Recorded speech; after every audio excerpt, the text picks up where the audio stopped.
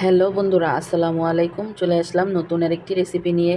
এটা হলো আজকে কুরবানি ঈদ স্পেশাল কলিজা, ফেফসা এবং গরুর যে জিহ্বা আছে সেটাকে একসাথে দিয়ে রান্না করে নেব। এই তিনটা আইটেম একসাথে রান্না করেছি। রান্নাটা এতটা মজা হয়েছে, আপনাদের সাথে এই মজাদার রান্নাটা আজকে আমি শেয়ার করতে চলে আসলাম blog by Kazi Hira channel থেকে। সকলের প্রিয় হীরা আপু। তো এই যে আমি কিন্তু একটা চুলায় আজকে সাদা তেল দিয়ে রান্না করব। কারণ আমি দেখেছি যে কলিজা রান্না যদি আমি সরিষার তেল দিয়ে করি তাহলে কিন্তু মানে সরিষার তেলের একটা স্মেল চলে আসে। তার জন্য আজকে আমি ভাবছিলাম যে এই যে সয়াবিন তেল দিয়ে রান্না করব। তো এখানে আমি পেঁয়াজ কুচি দিয়ে ভালো করে গরম করে নিয়েছি এবং এখানে আমি একে একে এলাচ, দারচিনি, তেজপাতা এগুলো আমি দিয়ে দিচ্ছি। দিয়ে এখন একটু তেলের মধ্যে ভালো করে নেড়েচেড়ে ভেজে নেব, যেন ঘ্রাণটা খুব সুন্দর চলে আসে। তো আপনারা ওইভাবে চেষ্টা করবেন তেলের মধ্যেই গরম মশলাটা কিছু সময় একটু ভেজে নেওয়ার জন্য। তো আমার ভাজা হয়ে গিয়েছে। এখন আমি এখানে 2 টেবিল চামচ আদা রসুন পেস্ট দিয়ে দিলাম, যেটাকে আমি ব্লেন্ডার করে নর্মাল ফ্রিজে রেখে দিয়েছিলাম। ওখান থেকে আমি 2 টেবিল চামচ আদা রসুন পেস্ট দিয়ে আবার একটু নেড়েচেড়ে নিচ্ছি। এখন আমি এখানে দিয়ে দিচ্ছি 5 থেকে 6টা লবঙ্গ। লবঙ্গ অল্প দিয়ে দিতে চেষ্টা করবেন। অল্প দিলেই কিন্তু এটার টেস্টটা ভালো থাকে। আর বেশি পরিমাণে দিয়ে দিলে এটা থেকে একটি ঝাঁঝালো গন্ধ আসে এবং খেতেও খুব ঝাল হয়। আর এটা খেতে ভালো লাগে না। আর অল্প পরিমাণে দিলে এটা সুঘ্রাণ চলে আসে। আর গরু মাংস বলেন, কলিজা বলেন, এই লবঙ্গ, গোলমরিচ এগুলো আপনারা দিতে চেষ্টা করবেন, তাহলে কিন্তু আপনার রান্নাটা বেশ মজা হবে। আর এখানে দিয়ে দিচ্ছি হলো লবণ স্বাদমতো, হলুদের গুঁড়ো আর মরিচের গুঁড়ো, ধনিয়ার গুঁড়ো। আর এখানে আমি হলুদের গুঁড়োটা একটু বেশি দিয়েছি, মরিচের গুঁড়োটা একটু বেশি দিয়েছি। এই যে হলুদের গুঁড়োটা দিয়েছি কারণ হলো কলিজাটা রান্নাটা যেন কালো না হয়ে যায়। তো তার জন্য আমি একটু হলুদের গুঁড়া বেশি আজকে এখানে ইউজ করেছি। আর মরিচের গুঁড়ো দিয়েছি আমি 2 চা চামচ। আর ধনিয়ার গুঁড়ো দিয়েছি 1 চা চামচ। আপনারা আপনাদের পরিমাণ অনুযায়ী এখানে এগুলোকে ইউজ করবেন। আর এখন আমি ঢাকনা দিয়ে ঢেকে বেশ কিছু সময়ের জন্য মশলাটাকে কষিয়ে নেব।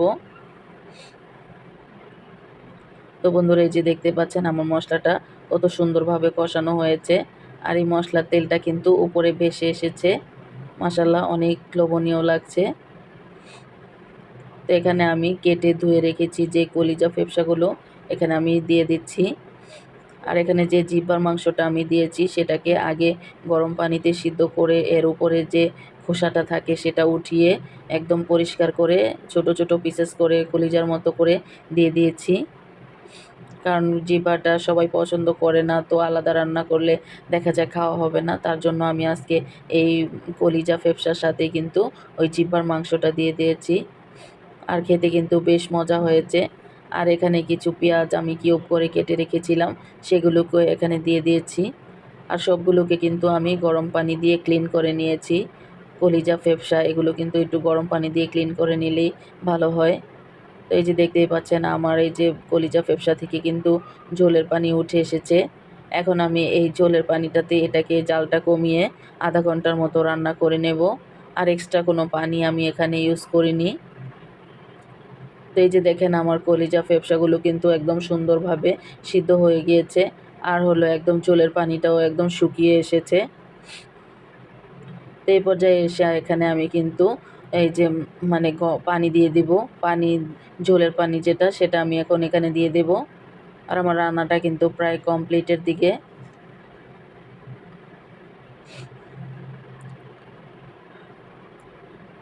তো বন্ধুরা, যারা একটি লাইক দিতে ভুলে গিয়েছো প্লিজ একটি লাইক দিয়ে ভিডিওটি কন্টিনিউ করবে।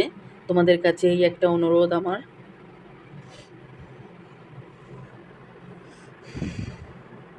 তো যেখানে আমি ঝোলের পানি দিয়ে সুন্দর করে সাইডগুলোকে নেড়ে চেড়ে সুন্দরভাবে ঘুরিয়ে দিচ্ছি। এখন আমি কিছুক্ষণ আবারও ঢাকনা দিয়ে ঢেকে দেব যতক্ষণ না পর্যন্ত বলক চলে আসে। তো এই যে আমার রান্নাটা কিন্তু একদম ডান হয়ে গিয়েছে। কয়েকটা কাঁচামরিচ দিয়ে দিচ্ছি ওঠানোর আগে। আর এই কাঁচামরিচটা দেওয়ার ফলে কিন্তু সুন্দর ঘ্রাণ চলে আসে এখানে। তো বন্ধুরা, তোমরা কে কীভাবে রান্না করো এই কলিজা ফেফসা আমাকে কিন্তু কমেন্ট বক্সে জানিয়ে যাবে। আর আমার রান্নাটি ভালো লাগলে ফ্যামিলি এবং ফ্রেন্ডসদের সাথে শেয়ার করতে ভুল করবে না। আর যারা আজকে আমার চ্যানেলে নতুন এসেছো তারা কিন্তু প্লিজ চ্যানেলটি সাবস্ক্রাইব করে পাশে থাকা বেল আইকনটি অন করে দিবে। তো আজকের মতো এখানে বিদায় নিচ্ছি। দেখা হবে নেক্সট কোনো ভিডিওতে। আমাদের জন্য দোয়া করো আর আমিও তোমাদের জন্য দোয়া করি। আল্লাহ সবাইকে ভালো রাখুক, হেফাজতে রাখুক। সে পর্যন্ত সবাই ভালো থেকো। আর রান্নাটা যদি ভালো লেগে থাকে একবার হলেও বাসায় ট্রাই করে দেখো। তো আল্লাহ হাফেজ। আসসালামু আলাইকুম রহমতুল্লাহ।